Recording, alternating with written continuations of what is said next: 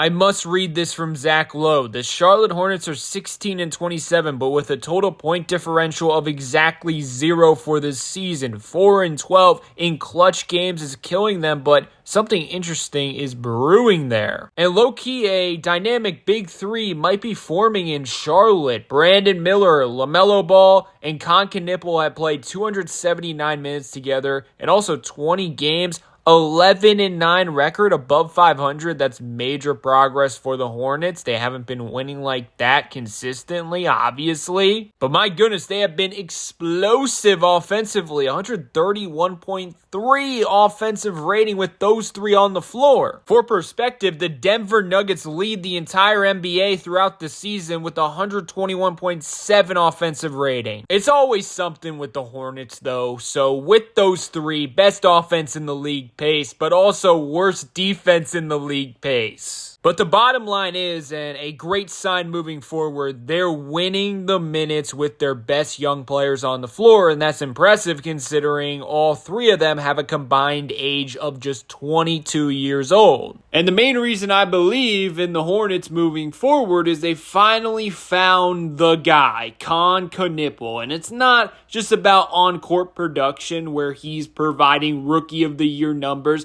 but it's about the off-the-court stuff. He clearly has a crazy work ethic, and I think that's going to be a great example for everyone in that locker room moving forward. And as he ages, he's just going to be the voice of the team, if he's not already there. And I think this type of figure was missing in that Charlotte Hornets locker room, missing in their young core. But the thing is, you can't be that figure unless you have the game to back it up, and it seems like he does because he's been historically great efficiency-wise as a rookie, and it seems like he's on pace to be one of the greatest shooters of all time. And not just that, but he has versatility as a shooter. Catch and shoot, of course, but then you can run him off a screen. You can give him a screen on the basketball, and he'll take a pull-up yumper. He's attempting 7.8 three-pointers per game, 43.5%. If you filter on NBA.com players that are attempting more than 7 three-pointers per game, a total of 31 players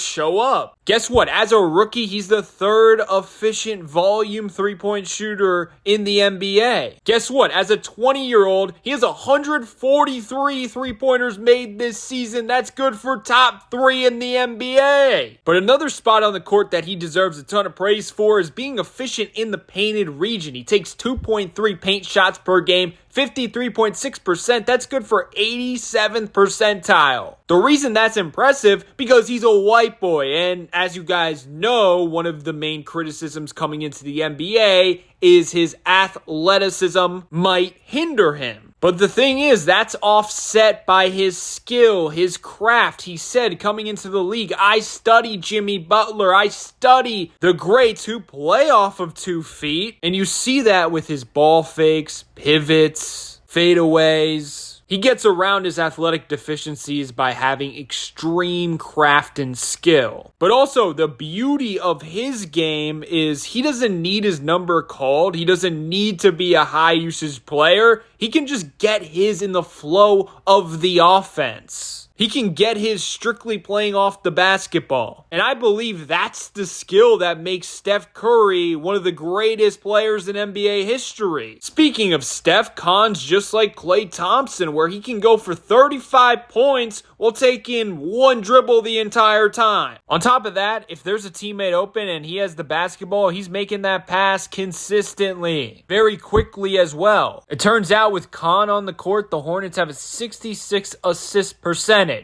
Top 10 in the league pace, and without him, it drops down to 60%. Clippers currently 25th in the league at 60%. With him being one of the main focal points for the team moving forward, you're bound to have a team-friendly style of basketball. But also, he's one of those guys that can fit with any archetype. So honestly, having a guy like him as one of your most important pieces, it just makes your job as a GM a lot easier. It makes a ton of sense why they're producing offensively. You got all of that, and then you got LaMelo Ball, one of the best playmakers and shot makers in the league when he's playing well. And I know LaMelo's a controversial player. My only issue with him is it just kind of seems like he can't stay healthy, but when he's on the court, he's super productive. Another slight criticism for him is I think he can be a better defender with his size. LaMelo is also taking 8 3-pointers a game, 37%. Brandon Miller also taking 8 3-pointers a game. So you got 3 players who are a big threat to catch and shoot, but also all 3 of them have the ability to hit a mid-range, get to the basket every now and again. Just very dynamic offensive players. Like, that's a great foundation for that end of the floor.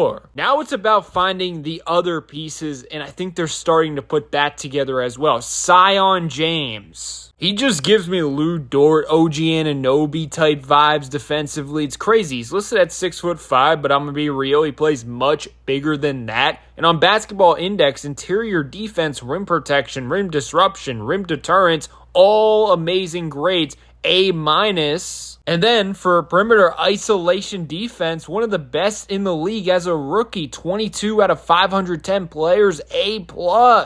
And he's shooting 35% from 3. He's showing signs of being a great complementary piece next to your star players. I'm also liking their center rotation for the future. Diabate, I mean, my goodness, he's probably the most underrated player on this team. It turns out in 953 minutes, the Hornets have a plus 3.9 net rating with him on the floor. He's one of the best rebounders in all of basketball. A+ for defensive rebounding talent on Basketball Index, 27th out of 509 qualified players. Offensive rebounding, same exact thing. He's ranked 17th out of 510 qualified players. A+.